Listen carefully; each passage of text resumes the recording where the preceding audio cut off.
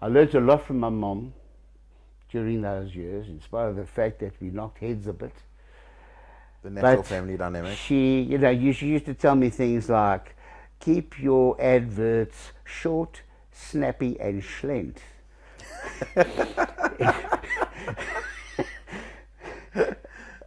This was told to me by my mother. I didn't question it. Yeah, there we go. What she meant by schlent was, put in a false price, get the phone to ring. Yes. Once the phone rings, you can convert the buyer. Okay. So that was one of the things. I learned lots of things, but that was one of the things. So it came to 1982. No, before 1982, Kentucky Fried Chicken was actually lodged in our building. It was the first kind of real franchise operation that came from overseas. And at the same time, a guy called Sam Meltzer came to see us, and said, "Well, why don't you franchise your business?" It was unheard of. Nobody had franchised a real estate business up until then. And we said, why not? So what we did was we put a training program together. We called it Homegrown Applejack because we got it from nowhere. It was what we knew about real estate, and we wrote it down. Yeah. All the methods that we use. It wasn't canned American programs. No, it was authentically It was authentic for South African market.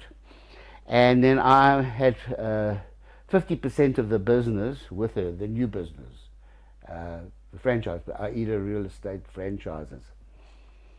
And I was instrumental in selling the first 12. The one in particular, the Sunday Express was a newspaper in those days, and they used to have trips to the USA, and they used to invite estate agents to go along on these trips. It was part of their marketing. And I sat next to this guy, Maurits Bluchner from Pretoria, and we developed a friendship, and he started a AIDA franchise in Verwoerdburg. It was an outfitter shop with 3 agents. 2 years later, there were 60 agents, and it was a thriving business. And we were invited for the Christmas party, which you usually have at that time of the year. And my mother, for the first time, stepped into the shop, and the speech was made completely ignoring me and paying all the kudos to my mother. And on the way home, Sandy and myself, we were very upset about this. I said, a small tree can't grow underneath a big tree. Therefore, we have to make a decision.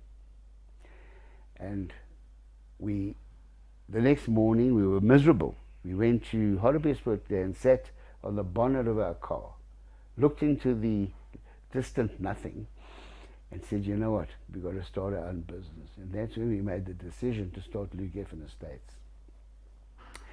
So all this experience up until then, I knew exactly what I was doing. Because if I could do for franchises with my knowledge and take them from 0 to 60 in 2 years, I could do it for myself as well. Yes. So that's really what motivated me to start my own business in 1982, Lou Geffen Estates.